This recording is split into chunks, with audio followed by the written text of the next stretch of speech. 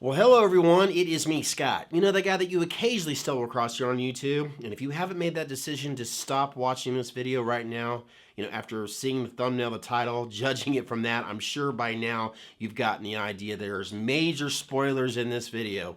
Yes, I know I promised I was going to wait a couple weeks before I shared my thoughts, my feelings, my opinions, whether I liked or disliked the latest Halloween film. But since Thursday, I have gotten so many requests from so many people dying to know my opinions on this film. I mean, I appreciate the fact that you guys are very curious to know my feelings on this film. But honestly, I don't think it's any different than the majority of you out there. So if you haven't seen the film yet due to where you live in this world and it's just not available in your local theater, seriously, stop watching the video now because there's a lot of spoilers. Or if you're planning on seeing it sometime this week and you just haven't had time to because of your work schedule or whatnot, you come back and watch this video after you guys have seen it, okay? And leave your comments, your opinions, whether you liked it or disliked it, or if there was something in the film that caught your attention. Because you never know. To me, this is what makes the franchise awesome. Because everybody shares their experiences. And 9 times out of 10, especially right now since it's so fresh, especially from Andrew and Twisted Scarecrow, listening to their perspectives on it, it makes me want to go back and see it again and think about how they visualize the film. So yes, I absolutely love hearing everyone's opinions, whether you dislike it or not. I mean, it's completely up to you on how you feel. So I'm going to shut up, let you guys be the judge of, this video. It's a long one, okay? It's a long video. I'm warning you now. So 2 things. If you haven't seen it, stop. If you hate long videos, this isn't for you as well. Do we just want to say Andrew, Drew, or whatever you prefer? Yeah, honestly, Scotty, I'm totally fine with whatever you decided. We'll just say Andrew, because I don't want anyone to come after you. Oh, would there people come after me, you think? I guess. And you know it as well as I do.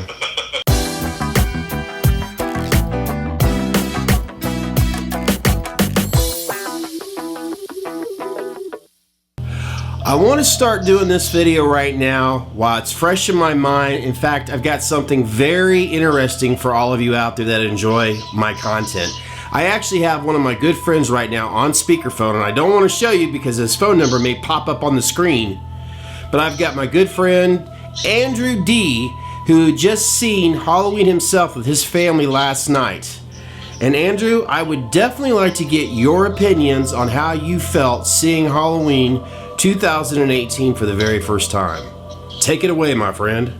Yeah, first of all, it was, in my opinion, a fairly decent movie. I liked the fact that it touched on Laurie and Michael going back like it did through Smith's Grove, where Michael was. However, I kind of would have enjoyed a little more lore into the Michael Myers. That's one thing that I felt that the film was lacking a little bit of. But overall, I thought the movie was pretty good. I thought Jamie Lee Curtis did an amazing job as always. Mm-hmm. I enjoyed John Carpenter's versions on different, takes of his music. Yeah.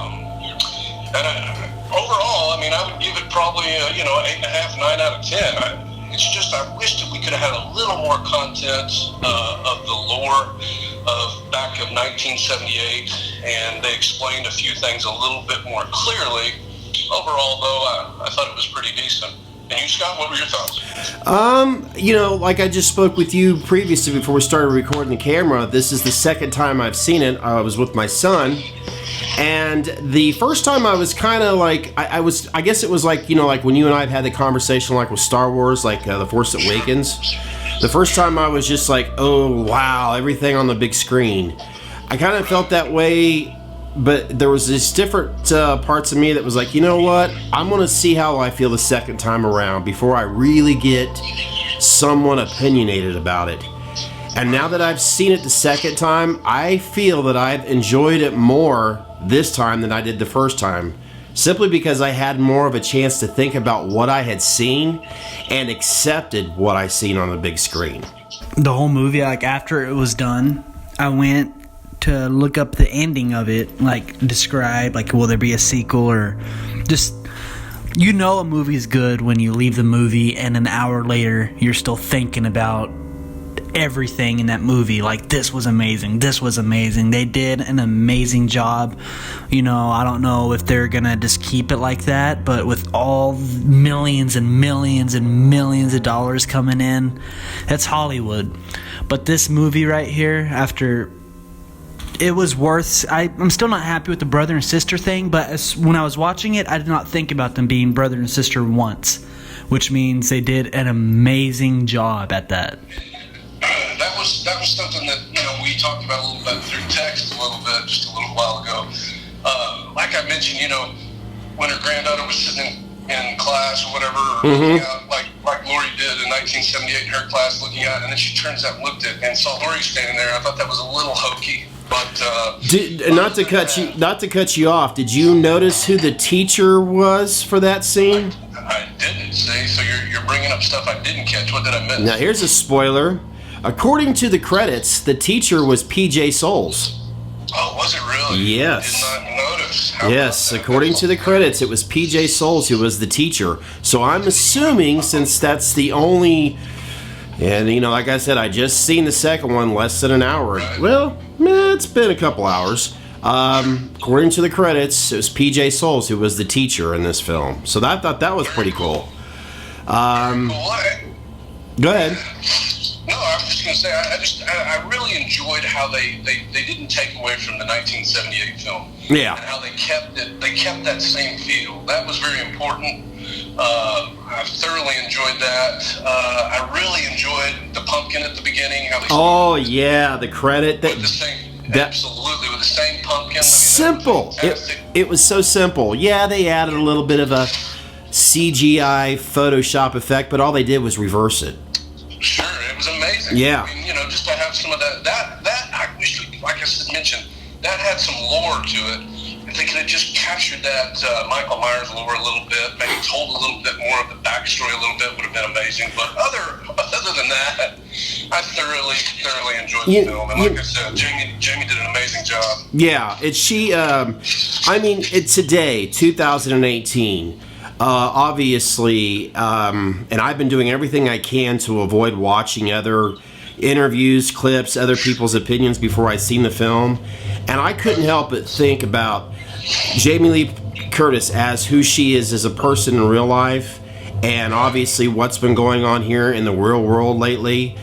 She obviously has played a victim, and this is a woman that has been a victim and has set this environment up as she was preparing for this because, well, hey, this is what the film is about, basically. Right. And it's, you know, as it says, it's 3 generations there, as we caught earlier before we even seen the first trailer. So I like that aspect there. I mean, it's, if anything, for women out there that are wanting to see this film, this is another liberating film, I think, for women, honestly. Well, I agree. And another thing that I thought that was fantastic about it really reached out to all those people out there that have PTSD. Mm-hmm. So I thought that was a really cool aspect where, you know, there's tons of people out in this world that have a traumatic experience. Exactly. Even though we love Halloween, love Michael Myers, it is kind of cool to see them touch on that a little bit and make the character more real. Exactly. Because at one point I kind of felt like I wasn't really watching a horror film. I thought I was watching more, and that's fine, because you know how I feel about a lot of horror films today. They're just not like they used to be. So let's just go with, and you know, and at one point when I was watching it for the first time, and then I got to thinking about, you know, today's aspect.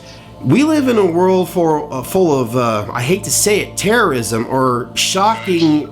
Well, let's face it, it may not be as shocking as it was last year, but when we wake up in the morning, we turn on the news and there was a school shooting, but for no reason at all. Either someone was being bullied or whatnot. So I started thinking, you know, with Michael, all of a sudden, boom, there it is, Halloween night, which if you, obviously, another Easter egg, the little kid has the boombox on his shoulder, which of course in Halloween 2, Dick Warlock's son, who was in, you know, we got that right there. You know, and naturally my selfish perspective right there, as Michael turns his head He walks back to that garage. When I seen the trailer, the second trailer, I honestly felt that was being set up as a the Myers house 40 years later, as if it was refurbished or not refurbished. I got mask crap on my mind, but I thought because it kind of had that layout, and I thought it almost had you kind of at the beginning, like you were saying, you thought it was the old Myers house. Yeah, they kind of led you to believe that a little bit. Unfortunately, it wasn't, but no. Still amazing though. I think it would have, it would have helped explain why yes, he's going in there to the garage to get his weapons, but it was almost like he knew exactly what to do. But then again, he is going to a garage. As he's getting closer to it, he can see there's tools in there, so let's don't make too much out of it. He grabs a hammer, and then all of a sudden you got people going, wait a minute, he grabbed it with his left hand. I could see that. Then he goes into the house, and that kitchen kind of reminded me of that Myers house, and of course the lady in the robe. It reminded you of Halloween 2. Yeah, the Elrods. Making her husband a sandwich. Another thing that I wanted to add on that I thought was really amazing that David Gordon Green did, Danny McBride, Jeff Bradley did. That was so amazing was how they touched on his granddaughter and how she used the knife towards the end of the movie. Exactly. He felt that. That to me was some great writing for one. Yeah. Me being kind of a creative writer in a sense, I really just thoroughly enjoyed that. And what's great about all three of those guys that were in film school together is that they're just like us in a sense that we're just fans, and they wanted to make the movie as best that they could in the short amount of time that they had, and I think they did that. I mean, they did an amazing job. Yeah, and you know as well as I do, because this film is, you're going to have your serious fanatics about it, and then you're going to have individuals that are and by the way, after Zach and I finished watching Halloween 2, sorry, the second time I'm watching Halloween, there was an applause in the theater. I thought that was pretty cool. Yeah, I thought it was too, and one thing, I keep these little snippets keep coming back, and I want to touch on it before I forget. Another little thing that, like you said, the applause that you heard, but one thing that I thought that they did really good, I was like, when Michael walked into that room where that baby was, I was like, no, please don't kill him. Yeah, I think a lot of people, were, because it was like, he killed a kid. Exactly. But you know what? Smart choice there. That kid deserved it, because, come on, he was worried about missing his dancing classes. Right. Yeah, yeah. No offense to you dancers out there. I just thought that was funny. I was talking about the baby. I was glad that they didn't kill him. Yeah, that would have been. In fact, now that I think about it, it would have been an unrated film if he had. Yeah, probably would. We did. I can't think of one sane person that we know in this franchise that love this film would want that to happen. You know what I mean? And if they do, I don't want to socialize with them. That's for sure. Exactly. I want to throw the script on you, Scott. What did you think? What were your thoughts, though, of when his granddaughter started cutting him and how it hurt him? I mean, what were your thoughts? What were you thinking at the time that it happened? Well, you know how that thing that's happened after generation, we always have, and it's very common. I mean, obviously, we have, which, nothing against the Laurie Strode, and, for the huge fans of Halloween H2O. That right there was a Laurie that was running away from her past. In fact, she changed her name. This one, we have Laurie taking charge, obviously. Taking ownership. Yes, I mean, she becomes a badass in this film, no doubt about it. But she still has that weakness, as we see in the film, which is great, I don't want to see Rambo versus Michael Myers. I want to see a real-life woman who's been struggling for 40 years. Exactly. So her daughter, obviously, which, by the way, her husband in the film cracked me up. I thought he was hysterical in it. Yeah. The peanut butter on the penis thing. I just couldn't stop laughing. But as you're stating, like with the granddaughter, and I'll get to that, I feel like because Karen, the character, Laurie's daughter, she wanted to do everything she could to forget about her past. She wanted to move forward and to pretend that we're living in a different world.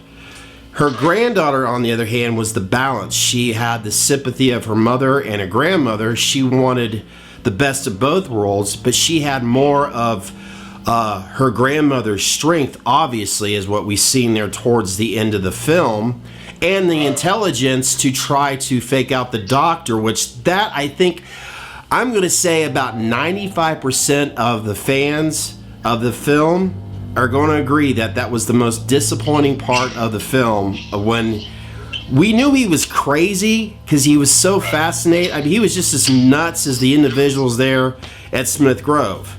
His fascination about obviously wanting to see Michael Myers in the wild. But to kill Bill Patton, I'm sorry, I would have preferred the doctor being killed back when the bus, mysteriously, which obviously he had to do with the bus, crashing, which obviously, there's still a mystery to that. Well, and I agree with you, Scott. That, to me, looking back, believe it or not, I saw it last night, and actually, until you just mentioned it, kind of had forgot about that scene, and that, to me, you're right, wasn't a great scene. Yeah. But what do you do? Yeah. It is what it is, but I would agree with you to avail. I just didn't much care for that scene. Yeah. It was unfortunate, but he had to go. Yeah, and I mean, I'm at least thankful that from the first part to that would be the third part of the film, I guess you could say, at least we were being. I knew right off the bat, obviously, from the first, how he was just wanting Michael to be free, obviously. You could just tell this guy was,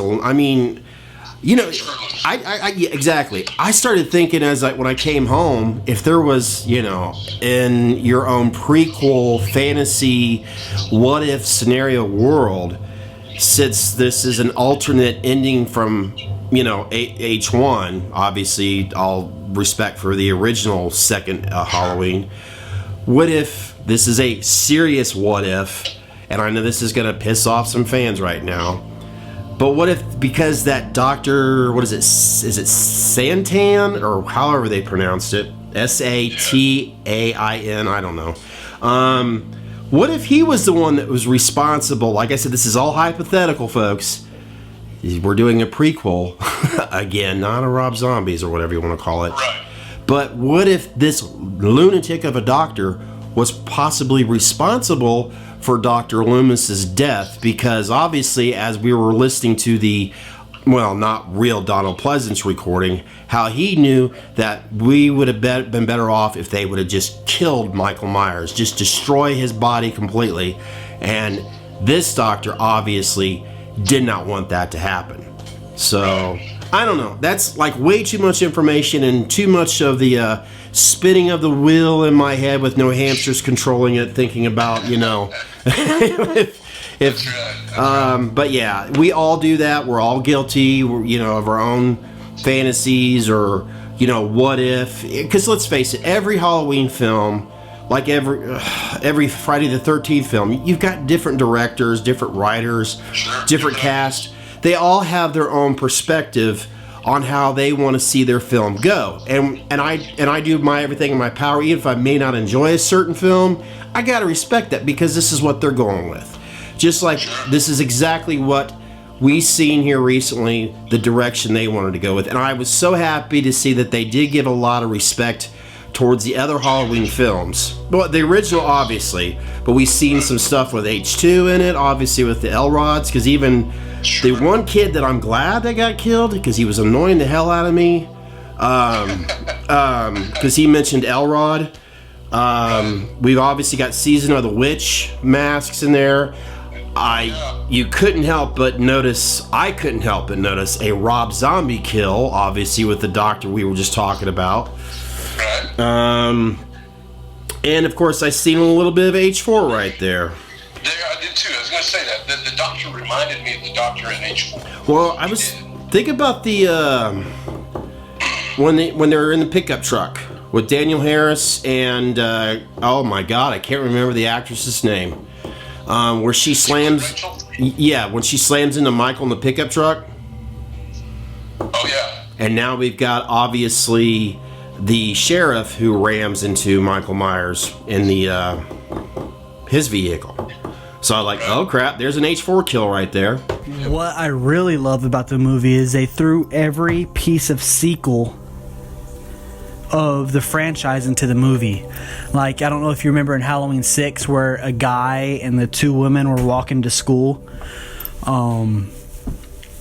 I kind of had a feeling of that was a little bit of that sequel when the three teenagers were walking in the new one talking about the brother and sister thing. That was kind of like a little Halloween 6 and the Halloween 1 with the three teenagers walking to school.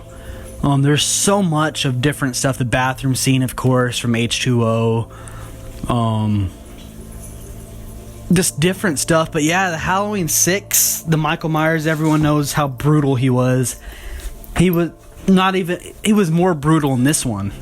It's just, there's so much. I need to watch it again a second time and I'll catch more stuff. It's like a bunch of Easter eggs into this movie.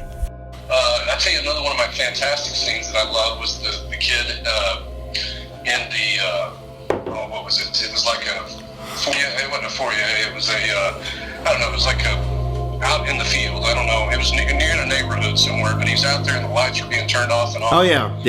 The annoying kid. Obviously at the very end, Mike got him, but I thought that was ingenious how they did that. Yeah. I thought that was very good setup as far as filming. I thoroughly enjoyed that scene. I thought that was a very good scene. Yes, and to give credit, major credit where credit was due, what you were talking about there, I really enjoyed the cinematography and the edits. That particular scene had some editorials, and even obviously towards the end, I love the fact that when obviously Michael is, he falls down into the basement or the cage, and when they do a split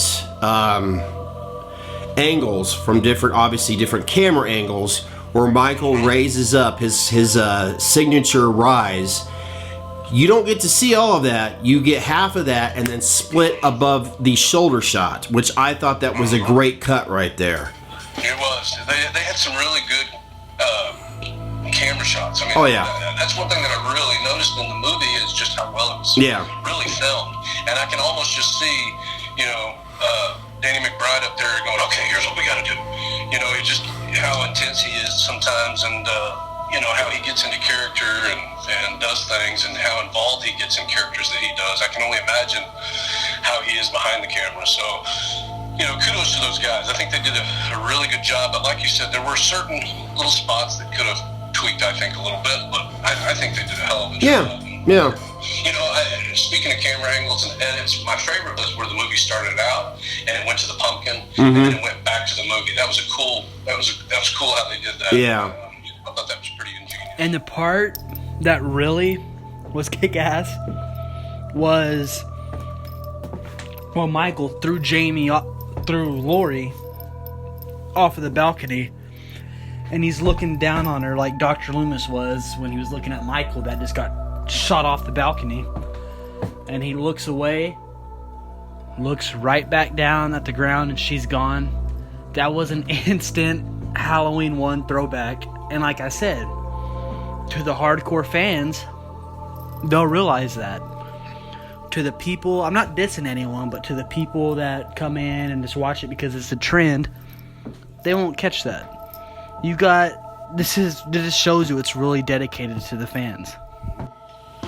What were your thoughts on the Nick Castle handing over the torch, I guess you could say, to James Judd Courtney? Is that how they pronounce it?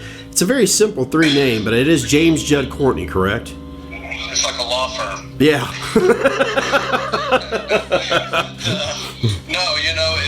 I thought he did a great job. Yeah. I think he did a great job for what could be expected. I mean, that's, it's awfully big shoes to fill. I mean, that's like taking a huge role, being Anakin Skywalker or being someone that that you got to really, that people have idolized in a sense. You got to got to be that person now. So, and especially to be a serial killer on top of that. So, I think he did a good job. I think Nick, from what I've heard and things I've read, is that Nick kind of coached him on how to be the shape. And, I think he did an amazing job. I mean, you know, certain things that Nick, I'm sure, said, okay, now stand up like this, or sit up like this, or walk like this, or, you know, different things like that. I mean, I think he did a fantastic job, and he'll remember that experience for the rest of his life, which is a cool experience to remember.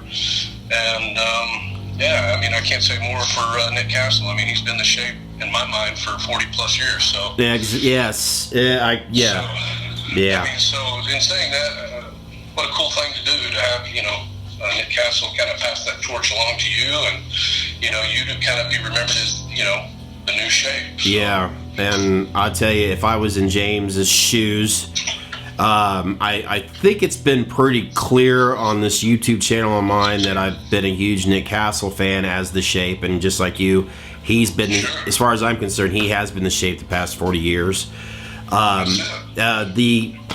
The pressure, I mean, James was dealing with something that no one else ever had to deal with. But then again, maybe it was a great experience. I mean, how many, and this is no offense against Mr. Dick Warlock, because Mr. Dick Warlock was amazing, and we all loved him as Michael Myers as well. It was like apples and oranges, is the way I describe it. But to have Nick Castle there, for me, I'd be like, oh God, I bet every step I took looked like, you know, absolute crap. You know, because I want to, there's no way I'm going to be able to do the swagger that Nick Castle had, that magic that he had. But, you know, it was obviously not just Nick. I want to make sure that I also give credit to Tommy Lee Wallace as well, because he was just as responsible for all of them. You know, I know I'm missing so many names. John Carpenter,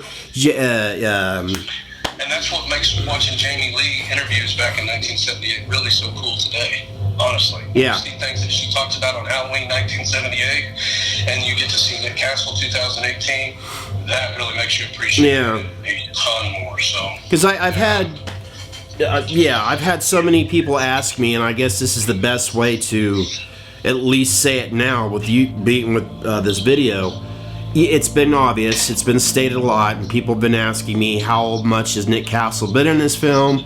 Well, they made it very clear.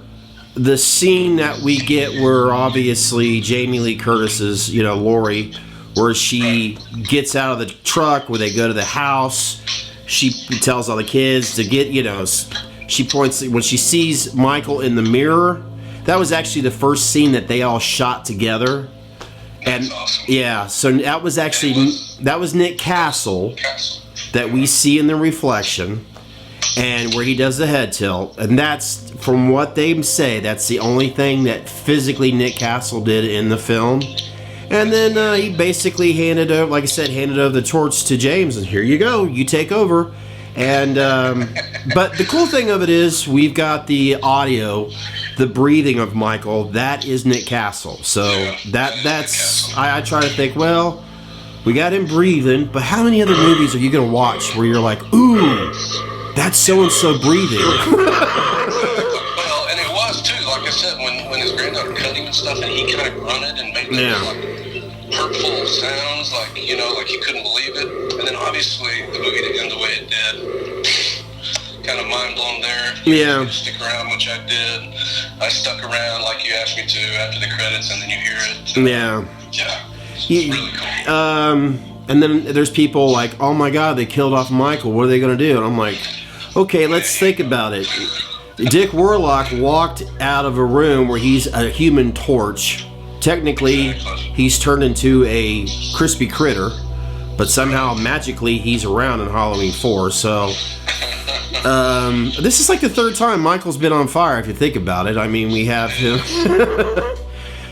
Resurrection, and we were watching it last night, and I was pointing that out to my wife, like you mentioned a minute ago, that scene with Nick Castle looking in the mirror. I was like, both of us, like, that's Nick.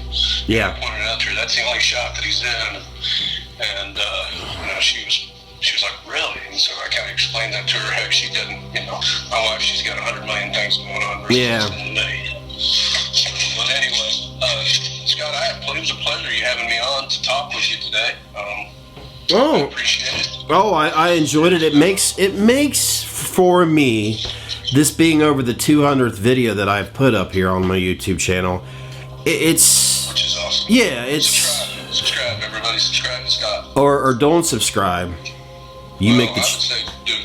No, well, You're a Halloween fan for sure. we already know who the ones that put the thumbs down on the videos, but you know what? Who cares?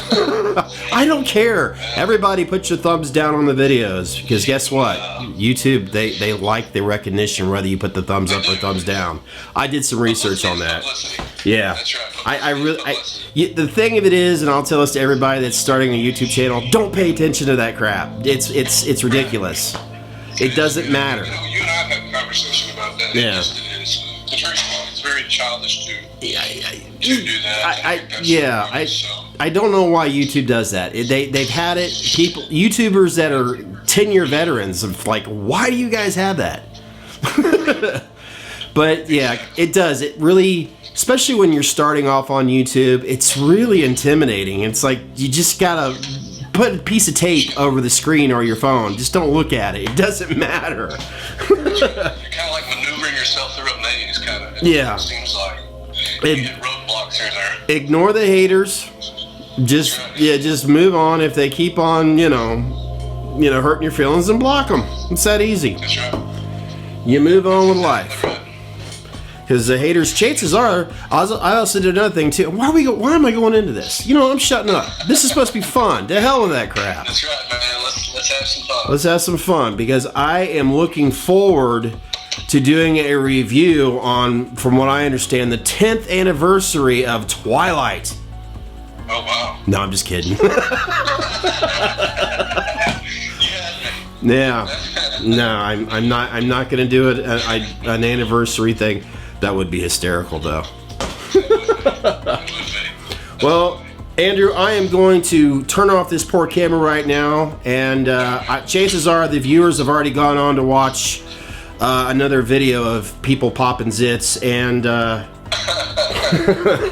and I'm going to turn my lights off, drink some more coffee. Yeah, shocker, I know. And that's right. And I will. Down in the basement downstairs, right? Yeah, see, that's what I need to do to the bar back here. I need to.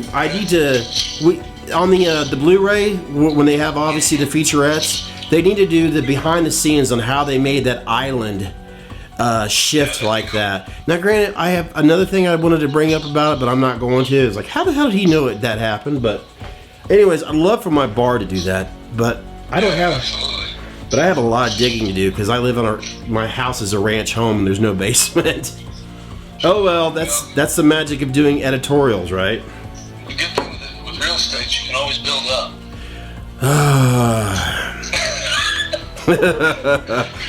That sounds like an intro right there. I'm waiting for the I was waiting for the music. or the spam caller that I would get on my phone from the creditors. Did you talk? Yeah. Never mind, kids. That's no. I'm not gonna get into that. Alrighty. Well, Andrew, we're gonna say goodbye to everybody here. I'm acting like this is a live video. I should have did a live video. That would have been easier. Yeah. You wouldn't have to edit anything. Well, Andrew, yeah, I'm gonna say goodbye to all the viewers. Yes. Hi, viewers. Thanks again. Subscribe to Scott's channel. Thanks for listening in. Believe it or not, us old guys, we know a thing or two, so younger guys, listen up a little bit. Don't act so childish. It's your life. Keep on living. Yeah. Take care. Peace out. Because when you get my age, your feet hurt a lot, and trust me, it ain't worth it. That's right. All right, guys, I'll see you next week. Remember to hug your mother later on tonight. You may not see her. Yeah, you will. Just hug your mother, and I'll see you guys later. Take care, and bye-bye.